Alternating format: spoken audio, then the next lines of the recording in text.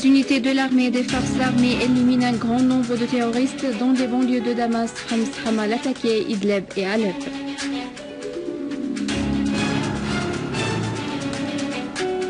Deux civils libanais ont été tués et 24 autres blessés à Tripoli et l'armée reprend le contrôle de la région d'El-Migne.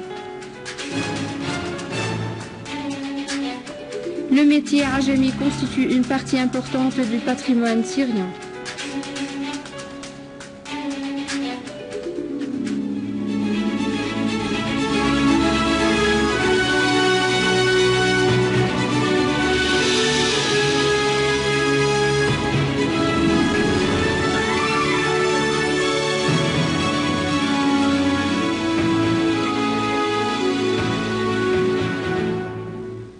Mesdames et messieurs, bonjour et merci de nous rejoindre.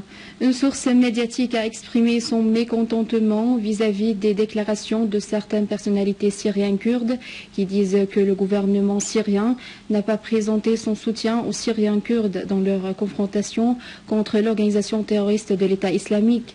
La source a affirmé que cela ne change pas la réalité du fond de la position du gouvernement syrien provenant à l'origine de ses engagements nationaux à l'égard de son peuple. La source a ajouté que le soutien présenté par le gouvernement syrien est connu et global, y compris l'appui militaire direct et indirect. Selon la même source, les déclarations faites par certaines personnalités syriennes et kurdes n'ont aucune efficacité dans le cadre de la détermination des citoyens syriens kurdes de sauvegarder l'unité et la souveraineté de la Syrie, refusant les dictats étrangers. Par ailleurs, la source a insisté sur le principe du rejet de l'intervention étrangère dans les affaires intérieures du pays.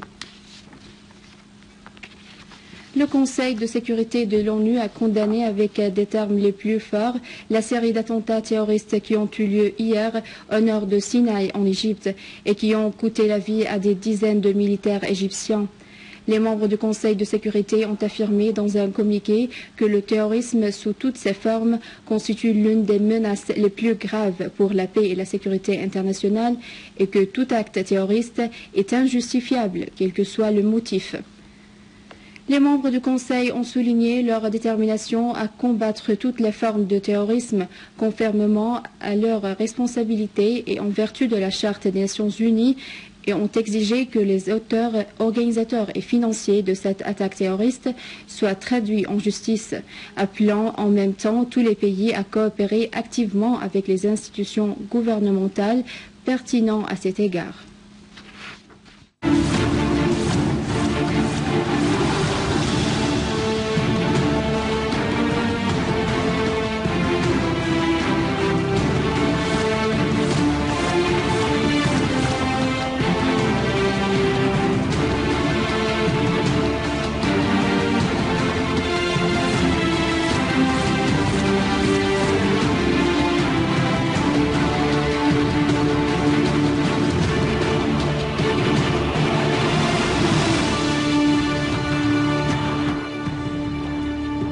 Dans la banlieue de Homs, des unités de l'armée arabe syrienne ont liquidé nombre de terroristes et détruit leurs outils à Mishirfa, à Sahrij, à Talbisa, à Rouhoum et à Ain Hassan.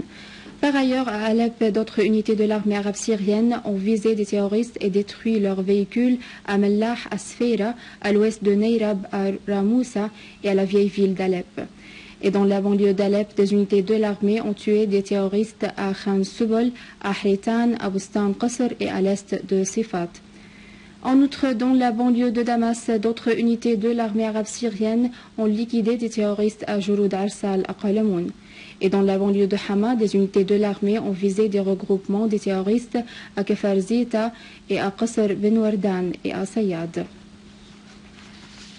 Les unités de la protection kurde à Ain Arab poursuivent la traque de terroristes de l'organisation de Daesh à Halanj, à Shiran et à Khandrar. Ainsi, elles ont progressé à Vashtanour après un blocus qui a duré plusieurs jours dans les deux fronts est et sud.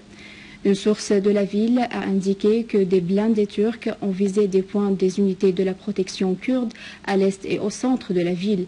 Ainsi, l'aviation américaine a visé plusieurs points de Daesh à l'est de la ville et détruit une voiture piégée. Et concernant les derniers développements de la situation en Irak, sur le terrain, l'armée irakienne a mis en échec une attaque terroriste de l'organisation terroriste de l'État islamique au nord de Baghouba, en liquidant 12 terroristes.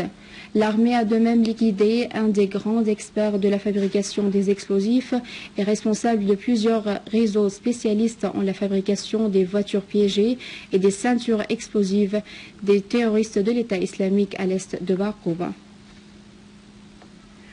Au Liban, à Tripoli, la tension s'augmente dans la ville suite à des accrochages entre l'armée libanaise et des terroristes qui ont causé la blessure de 24 citoyens et la mort de 6 soldats. Des unités de l'armée libanaise ont pris le contrôle de la ville minière et en liquidant nombre de terroristes. D'autres unités de l'armée libanaise ont liquidé des terroristes à l'école Salam à Hanin, blessé nombre d'eux et détruit 2 voitures piégées à l'alentour de l'école. À noter que les groupes terroristes ont brûlé plusieurs maisons et magasins à l'alentour de la mosquée Tartoussi. Dans le cadre de la campagne médiatique menée par l'administration américaine visant à annoncer une longue guerre contre les organisations terroristes pour justifier l'implication à long terme des États-Unis dans la région, l'ancien secrétaire américain à la défense, Leon Panetta, a affirmé que l'organisation terroriste Daesh ne représente pas une menace pour le Moyen-Orient seulement, mais encore pour l'Europe et le monde. Et pour cela, le grand défi réside dans l'unification du monde dans la lutte contre le terrorisme. Panetta a ajouté que l'éradication du terrorisme dans le monde, y compris l'organisation Daesh et d'autres organisations terroristes, pourrait prendre entre 20 à 30 ans. Il a précisé que la lutte contre l'organisation terroriste Daesh ne peut pas être seulement par l'action militaire, mais également il est nécessaire de réfléchir aux aspects culturels de cette question, jusqu'à ce que les terroristes ne soient pas en mesure d'attirer plus de jeunes dans leur rang. Panetta a averti que des groupes extrémistes attirent des terroristes de l'Europe et des États-Unis, ce qui constitue une menace très réelle, surtout que la plupart de ceux-ci portent des passeports européens et américains et pourront donc retourner dans leur pays où ils peuvent commettre des actes terroristes.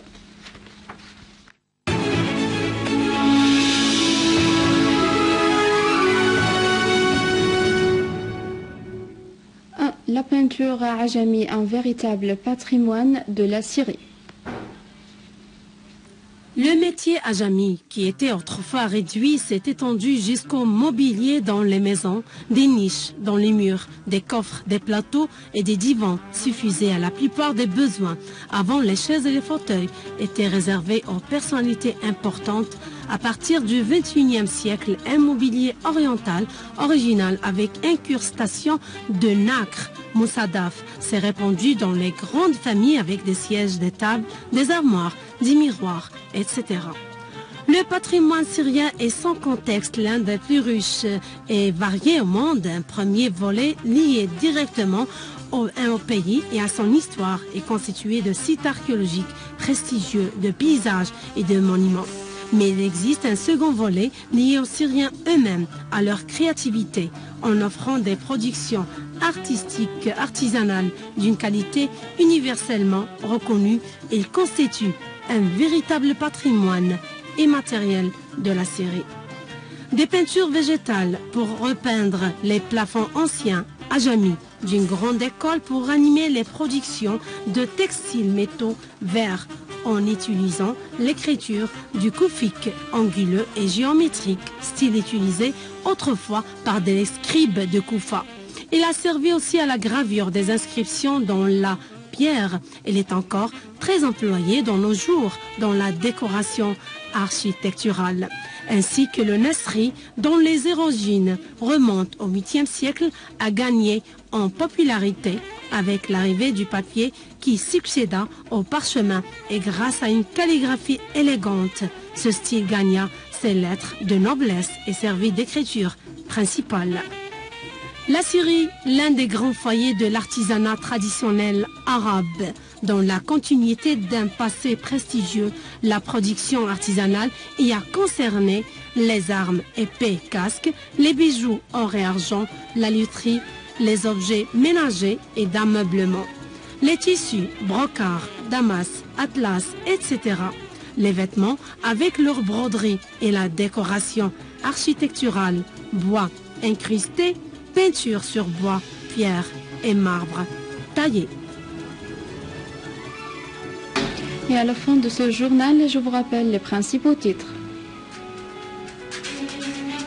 Des unités de l'armée et des forces d'armée éliminent un grand nombre de terroristes dans les banlieues de Damas, Homs, Hamar, Latakia, Idlib et Alep.